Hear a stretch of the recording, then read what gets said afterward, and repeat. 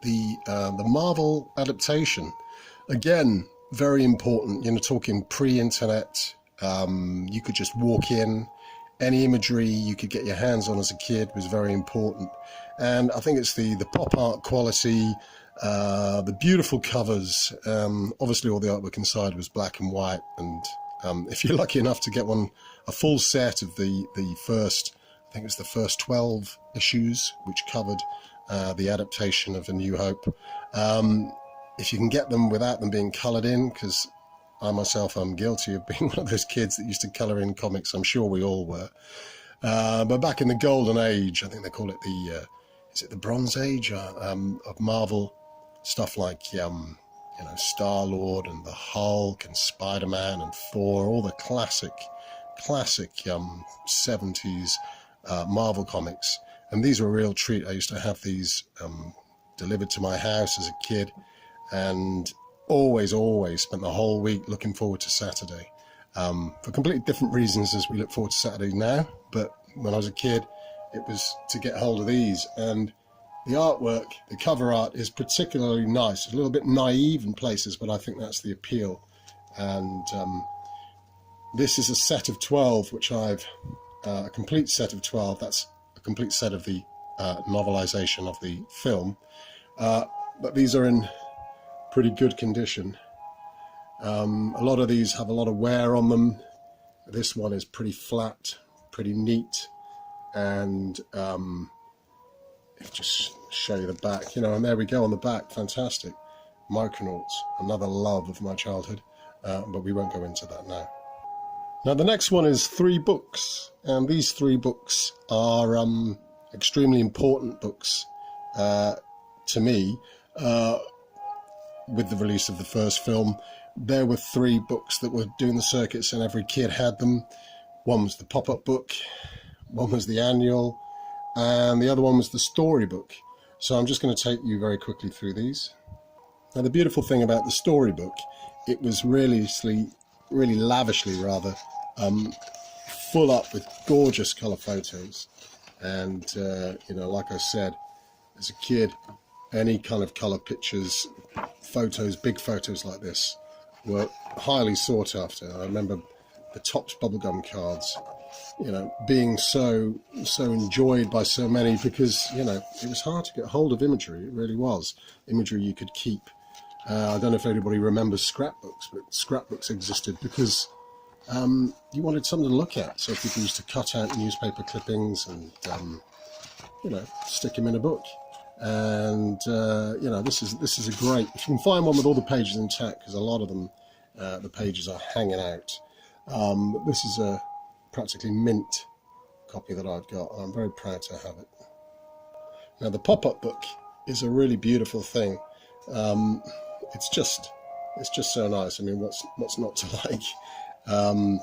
Again, very, very nostalgic for me. A lot of good memories. Again, if you can get a version or an example rather that has not been trashed, you're a lucky guy. So this is a very nice thing. And of course, there's an Empire Strikes Back one and the Return of the Jedi one. But there's something about this one which is really, really special. I do love the little hidden secrets in this.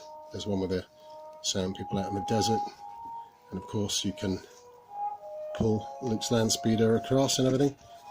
It's just a lovely thing. It really is. I've probably bought this about 4 or 5 times, but every time I bought it there was a little bit missing or a little bit ripped or something broken. This is the first time I've managed to get hold of this in its complete form, in pretty much mint condition. So thanks a lot. And what vintage 1978 collection would be complete without the classic Star Wars annual? I remember it was a big thing every year, getting an annual. It used to keep you occupied over Christmas, and you either went for 2000 AD or the Beano or whatever. Obviously I went for Star Wars. This is a lovely, lovely, lovely book, and again I love the kind of naive kind of realization of the characters. There was a lot of its origins and inspiration going on in a lot of the interpretation of the artwork, things like Flash Gordon and Buck Rogers, And there's a lot of that going on here, but it's just a beautiful thing. Okay, now we have the official monthly poster magazines. Now, if you're around about the same age as me, you'll remember these, and these were important things because it was a chance for you to just buy something as small as a comic, but it would fold out and you can have a great full colour, glorious poster adorned above your bedroom. And these are quite nice examples of the first four in the set. You got number 1, then you have number 2, and number 3, and finally a rather nice number 4. Now, I'm not going to bother unfolding these because we'd be here all day, but they're just beautiful things. They're beautiful things, and if you're lucky enough to get your hold of one in good condition, they're kind of timepieces because you can see all the free offers and the, you know, look at that. Yeah, t-shirts, yeah, sweatshirts, full colour, yes, 100 foot. Yes, 15 minutes, black and white and silent for £13. Now you can get the Blu-ray set for about a tenner. Anyway, like I said, they're just beautiful things. They're really, really, really nice. Okay, the next one is Star Wars Letter Set Action Transfers, rub down action transfers. Now, what better product was there to spend your pocket money on as a little boy in the 70s than this? These things, rather, they were quite affordable. I think they were only a couple of pounds, and they would keep you occupied all afternoon. Now, the first set, the large set, there was 3 different ones. There was the Rebel Air Attack, there was the Battle at Mos Eisley, and there was also Death Star Escape. And these things are beautiful. I mean, these things are pretty collectible, regardless of whether they're Doctor Who or Space 1999.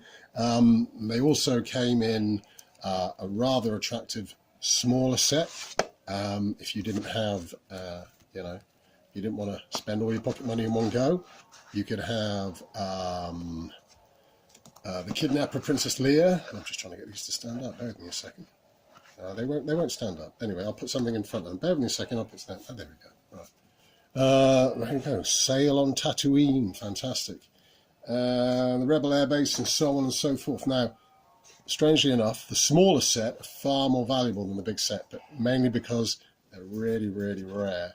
And if you can get a full set like this, you're talking big bucks. These things, unused, go for about £40 each. Loose and used, i.e. with the transfers rubbed down, you're talking £15 to £20. But they're a very nice thing. I think action transfers, rub down transfers, seem to have bitten the dust. I don't know why it was such a nice thing to do. I think it'd be much nicer for kids to do some of these sometimes and sit on tablets all day. But I think these things are pop art. They're just really, really beautiful. And I think I would safely say that this has got to be, in my opinion, probably one of the holy grails of Star Wars collecting.